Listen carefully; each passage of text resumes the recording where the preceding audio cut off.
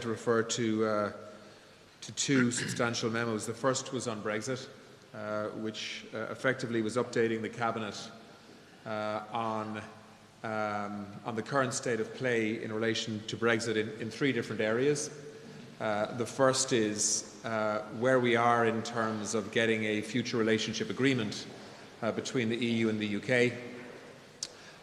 There's been 4 rounds of negotiation to date, and really very, very little progress and quite a lot of frustration. And the memo really outlines what the EU is attempting to achieve, which is consistent with the political declaration that was signed by both sides at the same time as the withdrawal agreement was agreed 6 months ago, whereby we would attempt to agree a future relationship agreement that had a basic free trade agreement, but with that there needed to be a level playing field provision. There needed to be a governance arrangement that could monitor that and deal with disputes should they happen, and that we would have a fisheries agreement with that also, along with an attempt to try to agree a series of agreements in a whole range of other areas, from data to financial services to transport to aviation to policing and security cooperation to climate to environment and so on. So we have had, as I say, a number of rounds of negotiation. There are more discussions happening this week in Brussels. There'll be another formal round of negotiation in London next week. And we hope that the UK will adapt its approach to the commitment that they gave in the political declaration, which they have moved away from since these negotiations began, so that we could try to put the pieces of this agreement in place, hopefully by the end of September or in October, to ensure that we avoid the consequences of a no-trade deal Brexit, which would be an enormous act of self-harm, but also an extraordinary failing of politics, in my view. If we were at the start of next year to be trading on the basis of WTO rules and regulations, which would include tariffs and possibly quotas on certain products, that is something that both sides will want to avoid, and I hope we can make good progress in the days and weeks ahead. The second area is in relation to the implementation of the withdrawal agreement, and in particular the Northern Irish and Irish Protocol, which is part of that. This week there will be what's called a specialised committee. We'll meet for the second time to focus on the implementation of that protocol. And I think it is important to say that there has been some progress in this area, which will effectively allow Northern Ireland to act as an entry point into the EU single market via Northern Ireland into the Republic of Ireland, and in doing so avoiding the need for checks between north and south on this island, which of course is what the protocol delivers. But it's a complex agreement, and the implementation of it is the responsibility of the British authorities in Northern Ireland, and I hope that we'll make more progress on that this week, which not only will allow for the streamlining of trade in a post-Brexit environment between GB and Northern Ireland, with the minimal possible delays and inspections and so on, but it will also protect the Republic of Ireland's place in the EU single market, as well as an all-island economy, as well as ensuring the absence of border infrastructure. So that is progressing, I'm glad to say, but there's still more work to do in some areas, in particular around customs and VAT. And then the third area is around contingency and preparedness on Brexit. We've been here before. In fact, we have marched the country up to the top of the mountain twice before, when there was a serious risk of a no-deal Brexit. We're now preparing for a no-trade deal Brexit, possibly, even though I believe that a deal is more likely than not. But there is a lot of work to do before that's possible. And so you will see a new communications campaign coming from government in the weeks ahead, a big focus on readying businesses for the new reality of trade between Britain and Ireland. Even if there is a deal, there is still going to be a need for customs checks. There is still going to be a need for checks in relation to live animals and sanitary and phytosanitary checks. But I hope we will be able to have a deal that will avoid the need for tariffs in particular, which could be hugely damaging to already vulnerable sectors of the Irish economy, particularly around agri-food, which would impact on farming and beef prices even further. So that was the Brexit memo, there's also going to be a need for a new Brexit omnibus bill, which is a wide-ranging piece of legislation involving multiple government departments that will put legislation in place just in case there is a no-trade deal Brexit and the consequences of that at the start of next year. The second memo that involved Foreign Affairs and also the Department of Finance was preparing for the European Council that the Taoiseach will represent Ireland at the end of this week. The German presidency of the EU will be trying to finalise the multi-annual financial framework, and that is an evolving process. And a number of the changes that have happened in the last few days are quite positive from an Irish perspective. First of all, we have seen an increase in the actual amount of money that is going to be made available for the CAP budget, which from an Irish perspective is really, really important. About 85% of all of the EU funds that come into Ireland come via the Common Agricultural Policy.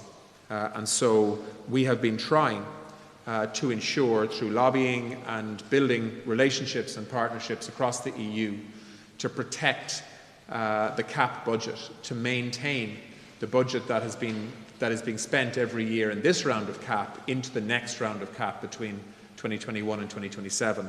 And we have made good progress in those efforts. The second area is a recognition in the MFF of the potential Brexit challenges for countries that are exposed more than others might be to the downside of Brexit. And certainly Ireland is in that category. And we now have a proposal for a €5 billion fund for what's called a Brexit reserve. We don't know yet how that may be allocated or what the allocation key might be in terms of what countries may benefit from that or get support from that should they need it.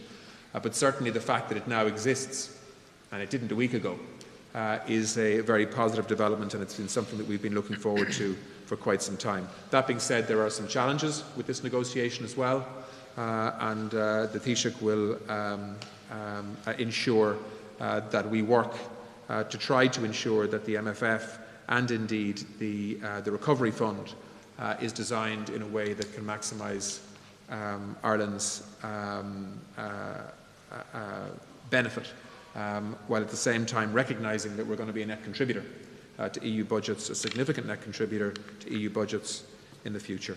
So look, they're the two key areas relating to foreign affairs, and I'll hand you over to Michael now, who'll deal with some of the memos that he was dealing with.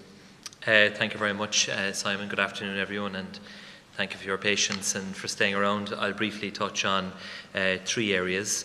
The first one being the approval given by Government to the Taoiseach to bring forward a Credit Guarantee Amendment Bill 2020, which will significantly improve the existing credit guarantee scheme. So this is very much in the context of the July Jobs Initiative, which I'll speak about in a moment.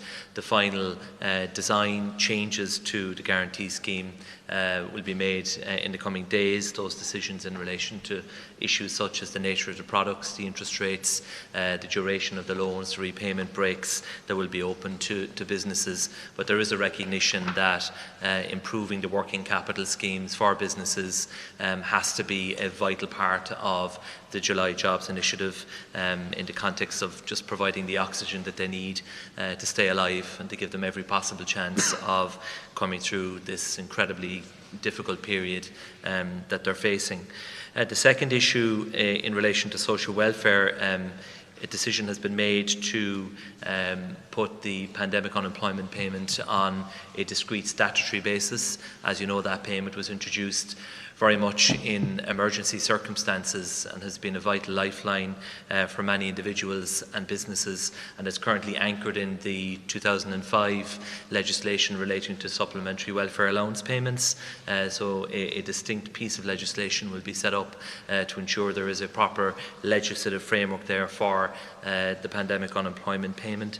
And in addition to that, it was agreed that the PRSI record would be fully updated in respect of all of those who have been receiving the PUP payment and also the wage subsidy scheme, so that there is no gap in the PRSI history or record of the individuals who have been participating in those schemes. And as you know, having an up-to-date record can be really important for many people in terms of accessing certain social welfare schemes. So that decision has also been made. And then finally, just touching on the July Jobs Initiative, so work is at a very advanced stage at this point in relation to the composition of that July Jobs Initiative. There is a recognition across government that it needs to be of scale, it needs to be ambitious, and it needs to be a genuine effort to match the scale of the challenge that businesses right throughout the country are facing. So there will be a pretty intense a series of meetings held over the next number of days with a view to finalising that overall package. You'll be well aware of the different elements that are currently under discussion, including, for example, the future of the wage subsidy scheme, which has been of such importance in sustaining so many businesses and also the incomes of their workers. So that's a key issue. I spoke already about the credit guarantee scheme. There is a recognition of the role that grant supports can play, because there is limited appetite for taking on additional debt among many businesses. So we're very much examining the whole area of grants. And also local authority commercial rates, which is a major burden for a lot of businesses, and a waiver that was given by the previous government expired at the end of June, and so a further decision needs to be made in that area.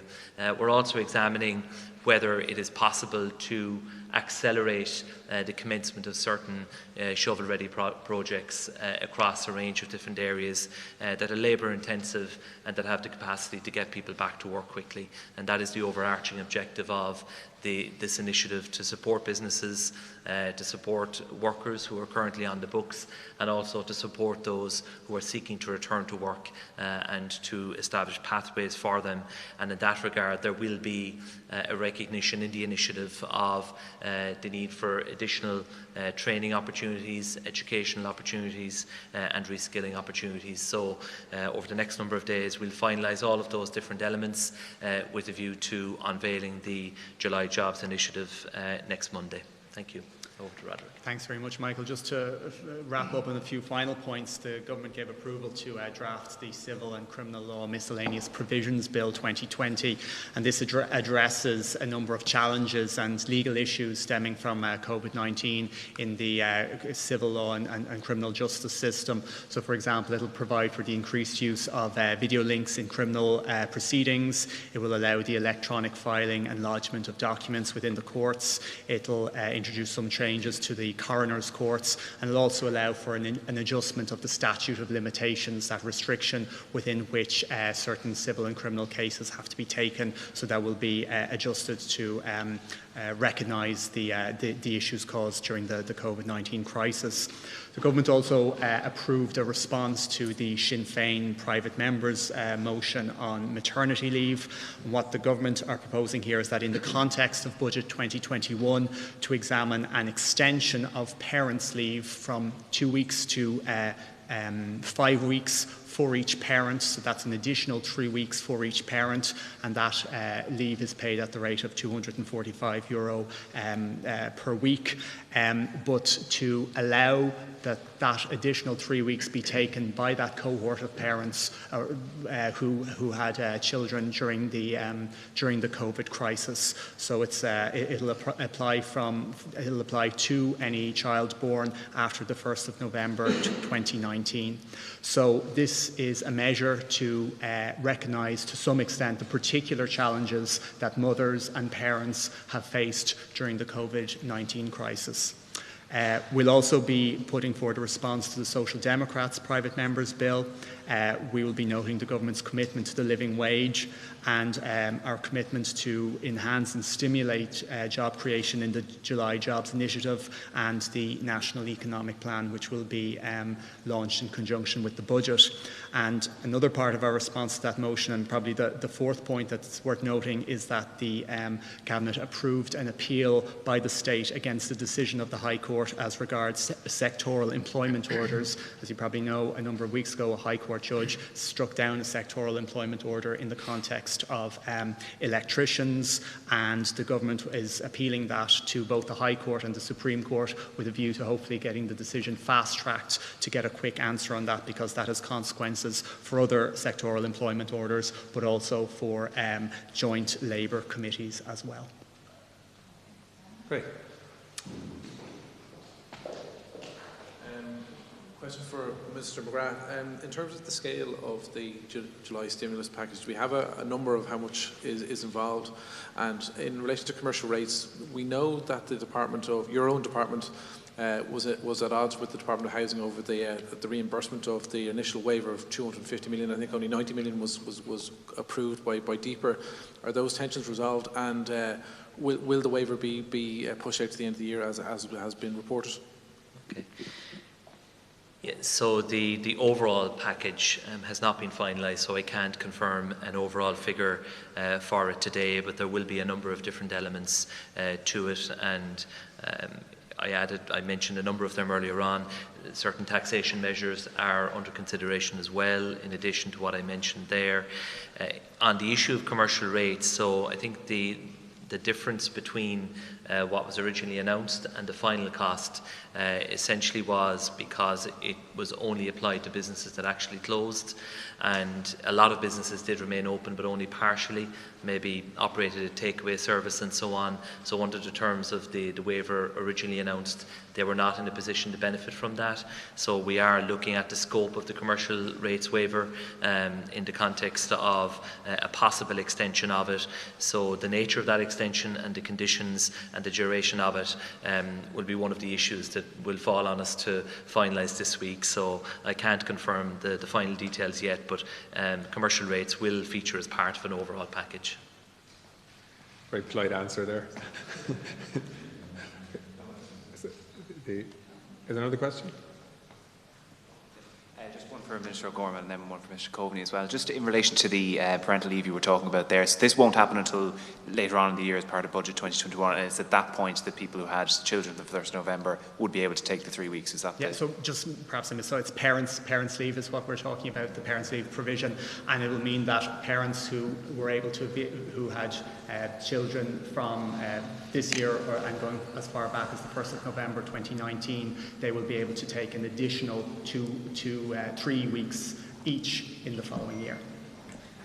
So next year they will be able to do Yes. it? Okay, fair enough. And Mr. Coveney, just in relation, and we talked about it on the way in relation to people coming to Ireland from overseas, what is the advice at the moment from the government in relation to tour companies and other restaurants who are very concerned about people coming into the country? Some of them have started cancelling bookings and are concerned. What is the advice to them now about how they should handle such situations? And is the government open to some of the calls from the opposition parties today to suspend flights in the US at least until there can be mandatory testing of people coming into the airports? Yeah, well, I mean, first of all, people should not be coming to Ireland if they can't restrict their movement for 14 days when they come here. This is not a time for normal holidays for tourists coming from abroad in Ireland. I think we've been very clear on that, and we will continue to be. There certainly was some evidence over the weekend that there were tourists in Ireland who said that they weren't self-quarantining or restricting movement, and I think that has created a concern across the tourism industry in Ireland, who want, of course, to be abiding by the rules and the advice that we're giving them.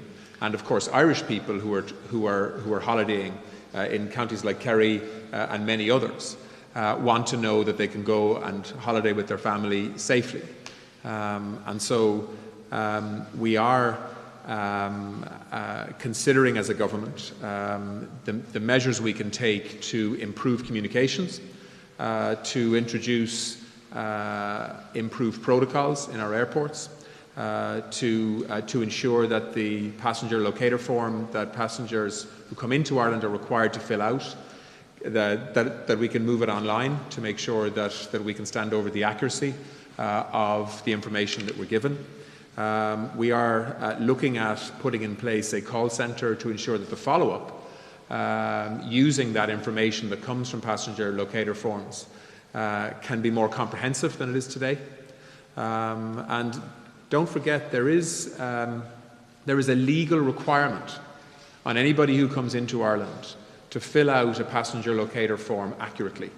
They have to be able to say where they're going to be staying for the next 14 days. And if a follow-up takes place, which shows that they aren't in the location that they have indicated they would be staying at, then it may well be deemed that they filled out that form in an inaccurate way, which would be against the law. And the penalties are quite severe for that. So what we're trying to do is constantly get the balance right between deterring people from coming to Ireland who don't need to be here, and only encouraging people who need to come either back home or come to Ireland, but who can restrict their movement while they're here to do so. I don't think we should prevent flights from landing in Ireland or ban international travel. That isn't the approach we've taken. You could certainly argue that Ireland probably has the most restrictive system in the EU right now in terms of international travel, whereas most other countries are opening up. We're going to meet again as a Cabinet on Wednesday to discuss international travel, and we will be finalising decisions in relation to international travel in the Cabinet meeting next Monday, on the 20th of July, as we said we would.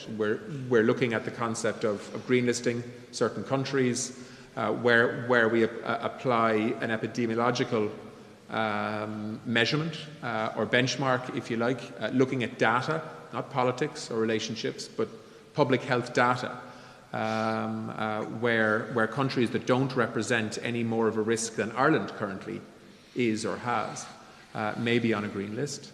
And of course, we need to ensure that the protocols we have and the systems we have and the relationships we have with airlines ensure that we are taking public health advice as best we can to ensure that we don't facilitate the reintroduction, if you like, of this virus back into Ireland in a way that poses a public health risk. So this is an active conversation and consideration within government. I'm well aware of the concerns that were expressed around some US tourists over the weekend.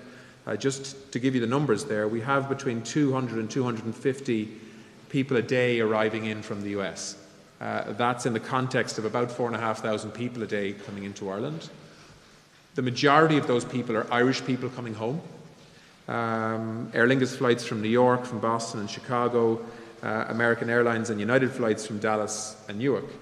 One of the flights, the flight from Dallas, for example, which has been the subject of some attention in the media and on social media, there was only 16 people on that flight. That's my understanding. And again, predominantly Irish people coming home. So we need to put this into perspective.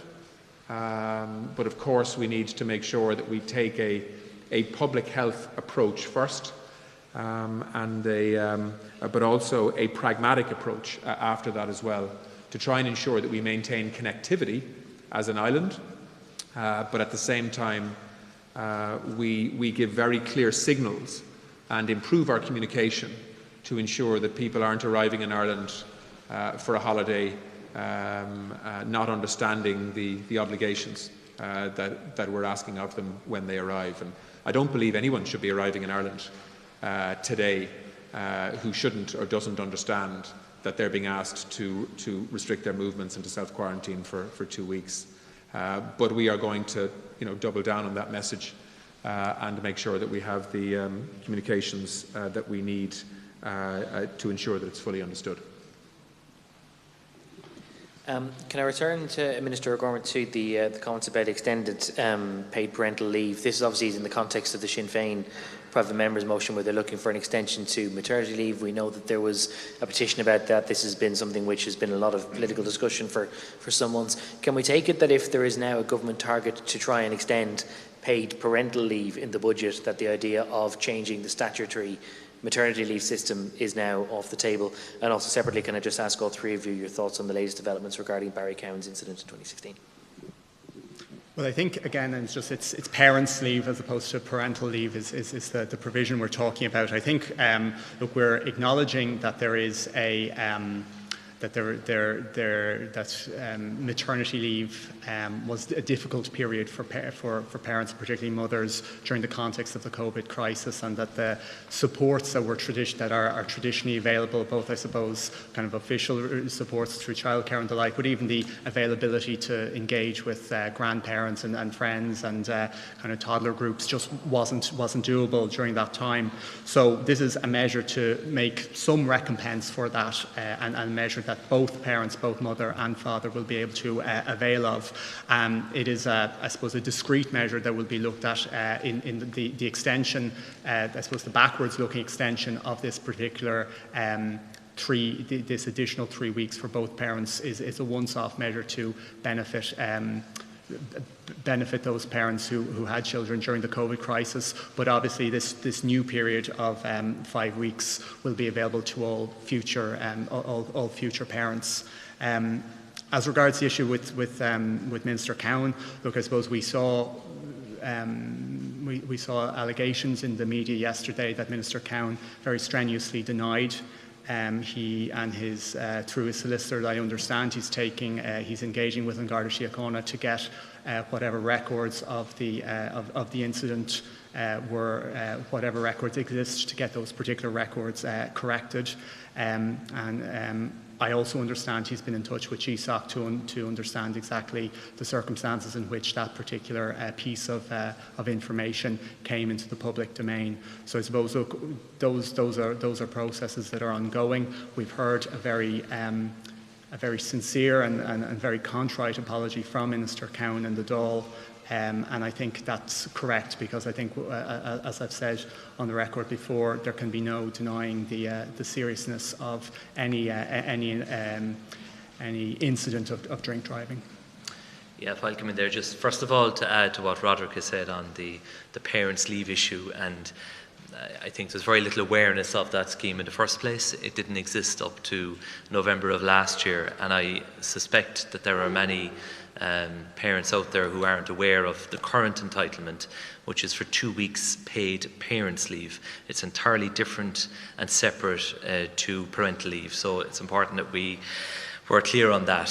So there is the existing 2 weeks per parent currently in relation to any baby born since the 1st of November 2019, and what has been agreed is that in the context of the budget in October that we will extend that further from 2 weeks to 5 weeks, and the normal requirement that it must be taken in the first year of the baby's life will be extended to 2 years. So I just have a feeling that very few people are aware of this parents' leave and parents' benefit as distinct from paternity leave, parental leave, and so on. So it's just important that we're clear on that. It didn't exist up to 9 months ago. Okay, just in relation to Minister Cowan, I agree with Roderick's comments. I mean, in terms of the substantive issue that was reported at the media, in the media at the weekend, it has been strenuously denied by Minister Cowan, and I note that he has not been charged with the issue that was raised in the Sunday Times, and the manner in which that information came into the public domain is now before GSOC. I think his apology last week was heartfelt. I think it was genuine. He acknowledges the serious wrong that he was responsible for, and it should never have happened. But the issue that arose at the weekend, he is trenchantly denying that, and he was not charged with that matter, and the way in which that came into the public domain is now before GSOC, and I think that's where the issue needs to be dealt with. Yeah, look, I don't really have anything to add beyond that. I mean, I think Minister Cowan's apology last week was sincere, and it needed to be. the matters that are now under investigation by GSOC will take their course. And Mr. Cowan has very strenuously denied accusations that were made in the media over the weekend. And as Michael said, he wasn't charged with what he was being accused of over the weekend. So, these matters will take their course, but I don't think there's anything further to add at this stage.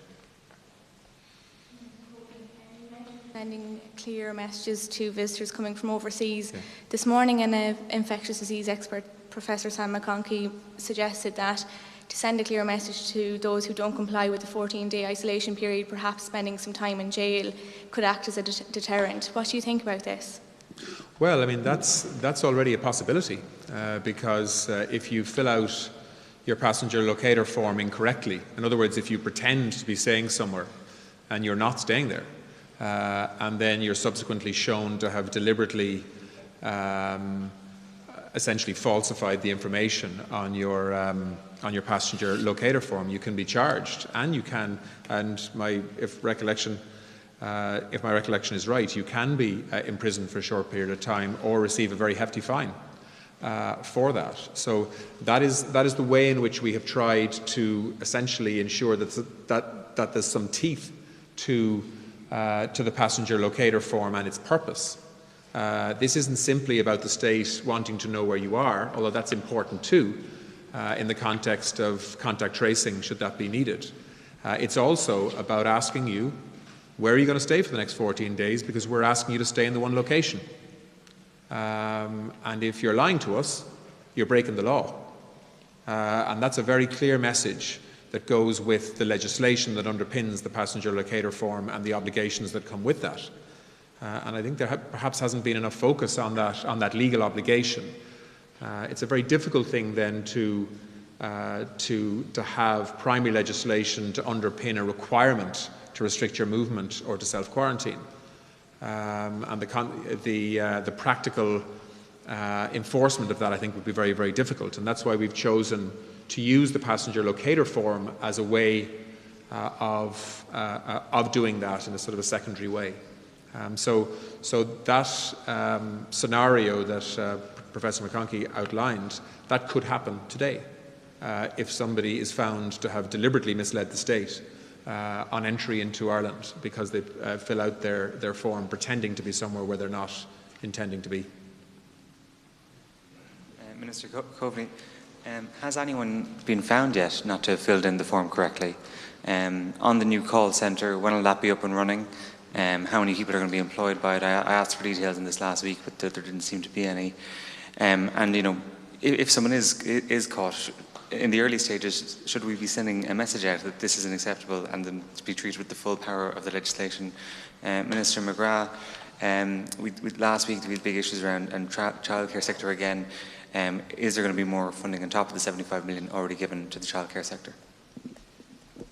Yeah, I mean, just on the call centre, we hope to be able to finalise a government decision on that next Monday.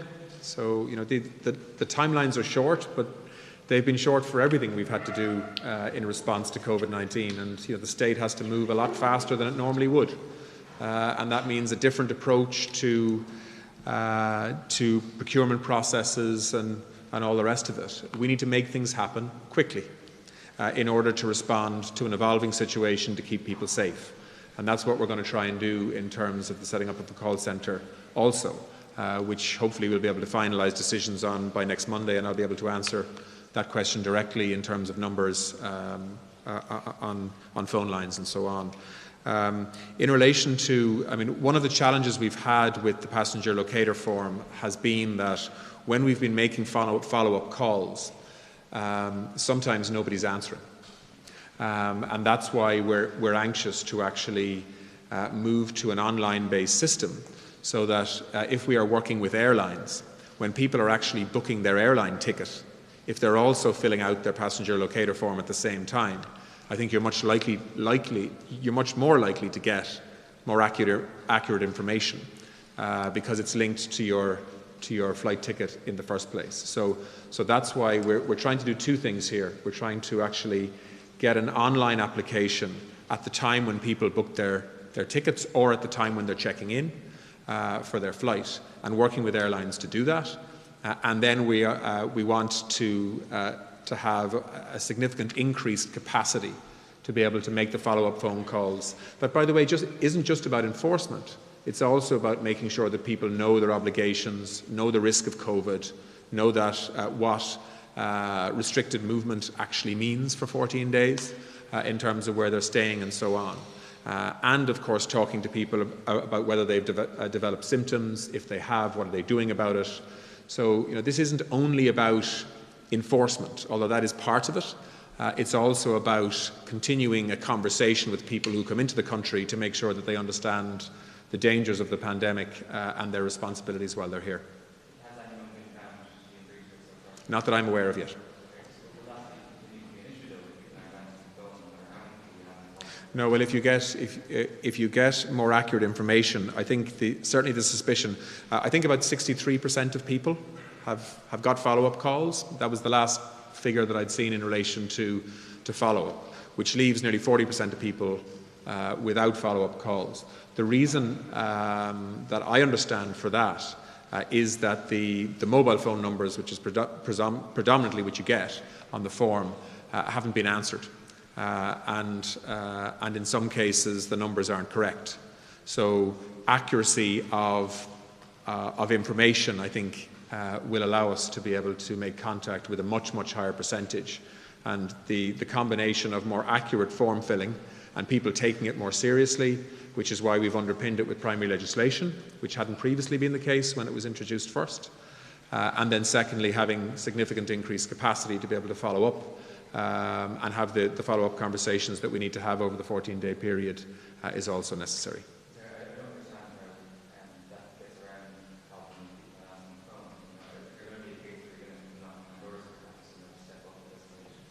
Well, look, that's a matter for the government to finalise between now and next week. But I think the two key things that we want is more accurate information and then an increased capacity to be able to follow up to make sure that people are where they say they're going to be.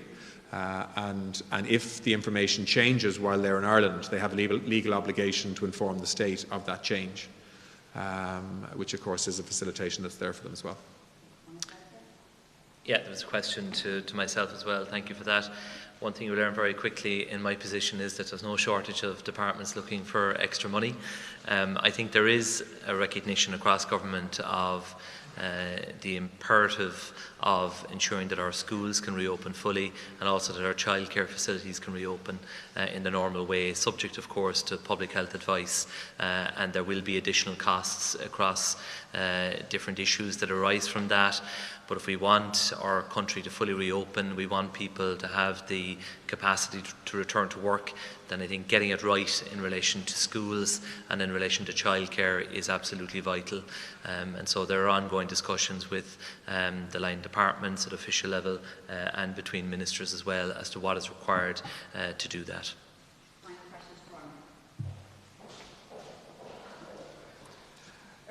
Just in relation to the Barrycown issue, Catherine Martin, the Green Party Deputy Leader, said this morning that there needs to be more clarity on the drink driving incident. Do you all agree with that? There has been calls for him to address the Dáil on the matter. Do you agree that he should address the Dáil? That's a question to all three. And for Michael McGrath, Heather Humphrey said today that there shouldn't be a cliff edge reduction in the COVID PUP payment. You said that there's indications, or that you're planning to put the payment on a statutory basis. Is that an indication that it'll be around for a lot longer than August 10th, and will it remain at the €350 a week level for people who are on that kind of money beforehand? Yeah, so look, I'll go first on both of those. I've said what I intend to say or want to say on the issue affecting Minister Cowan. He made a statement in the Dáil last week, which I think was very comprehensive. We had new allegations made this weekend, which he strongly contests. He wasn't charged with those allegations, and the issue of how that got into the public domain is with GSOC. I don't have anything to add to that. In relation to the PUP payment, I would agree with Minister Humphreys that it is important that there isn't an overnight cliff edge end to that payment. It has been a vital lifeline for hundreds of thousands of people. It was almost 600,000 people at its peak were on the PUP payment. I note from today's figures now that has fallen to about 345,000 people, and as you know, we have two different rates of payment now in relation to the PUP. So Minister Humphreys and I and our officials had a good meeting last week as to the future of the payment. It is important that the payment would be put on a statutory footing to remove any doubt about the legislative basis for it. I think that is important, so that is going to be done, but you shouldn't read too much into that, except an acknowledgement, as I have done there, that it should not end overnight, in the sense that people would fall from €350 to €203 on the 10th of August. And it will be very much part of an overall package that will be announced next Monday. And just to add to what I said to Danny earlier on, I mean, the July Jobs Initiative will be a multi-billion euro investment by government. It will build on what has been done to date, which has been really significant. And we have the framework there through a number of the existing schemes that have been of such importance to all of the businesses availing of them and the workers whose livelihoods are being sustained. And so we are exploring now in a very detailed way how we can improve that in certain areas, and really it's to give every business the best possible chance of coming through the COVID-19 pandemic and to sustain workers as well. I didn't say that, Cormac. Yeah, so I have acknowledged the point that Minister Humphreys made about having one sudden overnight change from 350 to 203 euro, that would obviously create a lot of difficulties for people. It is the case, as you know, that people who lost their job prior to mid-March are on a different unemployment rate through the normal job seekers benefit and job seekers allowance of 203, and now we currently have two different rates of the PUP payment, and in line with a previous government decision, people who lose their job after the 10th of August will no longer be joining the PUP payment. They will also be part of the normal job seeker arrangements and the normal job seeker rates. So changes that need to be made will be made in an orderly manner. People do need to be given adequate notice of, what are important changes that impact on them. And as I said, a really important part of the package as well will be around the issue of reskilling, training, educational opportunities, labour activation measures generally. So all of that is going to be part of the mix.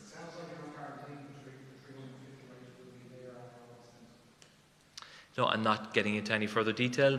The PUP payment will be dealt with next week as part of the July Jobs Initiative, because the 10th of August date, is quickly approaching. That's the date which the previous government set for the end of the scheme in its current form. So decisions need to be made, and they will be made in the context of the overall July Initiative. Sorry, just a quick question there for Minister Coveney. On the 20th of July, then, can people expect to get that green list finally published? And in your view, are we all set to head on to phase 4 with the reopening of pubs? That had been something that had been floated, that it might actually be delayed. And secondly, obviously you mentioned that the Taoiseach is heading to Brussels. Given that there has been criticism of some politicians in the past travelling and coming back to Ireland, do you envisage that there would be any sort of pushback for heading to, obviously what you're saying is a very important meeting in Europe this week? And sorry, just for public expenditure, Michael McGrath, on the issue of the payment, the Taoiseach has previously said that you couldn't really have a situation where unemployed people are receiving different payments, and if that's my understanding of what you're saying towards the July stimulus, that's what I would see you're working towards is, as we're saying, is this going to be a reduction of the 350, or would you envisage that the job seekers or the allowance would in fact increase to move perhaps midway between the two? Yeah, well, I mean, look, first of all, on the European Council meeting at the end of this week, I mean, you know, we have, throughout the COVID pandemic, we have allowed essential workers to travel. You know, people who are essential to supply chains, like hauliers, for example, like pilots, for example, like people working on ships, that have ensured that our supermarket shelves remain full. All of those people have been essentially exempted, under certain protocols, of course, from the travel restrictions that have been in place. And certainly I think that the Taoiseach travelling to a European Council meeting to try and finalise the budget for Europe for the next 7 years, along with trying to finalise things like a €5 billion Brexit reserve. You know, if that's not essential work for Ireland, I'm not sure what is. You know, of course, the Taoiseach will take the appropriate precautions, but I think it would be extraordinary if he chose not to travel in terms of Ireland's interests at that council meeting. Was there another question, Christina? Sorry. Oh, sorry. Yeah. I mean, look, yeah, the next week, actually, from an Irish perspective, is going to be an extraordinarily busy time. So we have a European Council meeting at the end of this week, which may or may not agree an MFF package. I think it'll be a tall order to actually agree it this weekend, but hopefully it can be. And then, of course, next week we have the opening up of the next phase, which I hope we can do, but we will take public health advice in doing that in terms of the decisions that we make, both on international travel as well as on pubs and on gatherings both indoors and outdoors. You know, that is how the previous government and now this government have approached each of these decisions. We have had, and I understand there's likely to be an informal briefing of cabinet members from NEFID this week as well in advance of finalising those decisions. But certainly I hope we can make some appropriate changes in relation to international travel, but we've got to do it with our eyes wide open. You know, the most significant risk in Ireland now to the re-emergence of this virus in the community and to its spread is international travel and essentially importing it into Ireland when we've worked so hard to get it out. And so we do have to make our decisions in the context of international travel with that in mind, and we will. But we will, and then what we've said is on international travel, we will update the advice and hopefully a green list every 2 weeks on the basis of data and benchmarking of other countries, primarily within the European Union, but also outside the European Union, on the basis of risk levels. And we'll be very transparent about that if and when we publish a green list next week. Yeah, Christina, just on your question, I accept that there is a need to move with great care in relation to pandemic unemployment payment because of just the vital nature that it is for so many people. But there are issues that need to be addressed. As I said earlier, the fact that anybody who lost their job up to mid-March is on a rate of 203, and under current policy, which was set out by the previous government, from the 10th of August, anyone losing their job also goes on 203. We currently have about 345,000 people on the PUP payment, but across two rates. Some of them on 203, others on 350, and we've got about 220,000 people on the live register, and they're on the standard unemployment rate as well. So we need to be fair to everybody and acknowledge that the PUP has been so important for hundreds of thousands of individuals and families, and move with great care. But it was introduced in emergency circumstances. Our economy is gradually reopening. The numbers are falling, as you can see, quite quite significantly, and so from the advanced data that we're seeing, that trend is likely to continue. So the overall amount of people who are on the PUP payment, and particularly on the 350 rate, is falling all the time. And so we need to manage that in a way that acknowledges how important it is as a basic income for those individuals and families. There's also the reality that that many of them may well end up being better off on the normal job seekers rate, because they may have a qualified adult dependent or qualified children, and that would bring them above the 350 rate as well. So those cases are being processed in addition.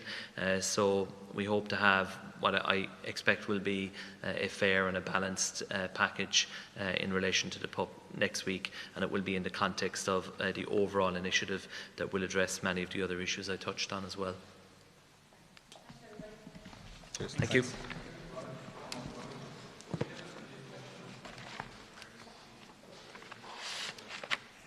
Yeah, I think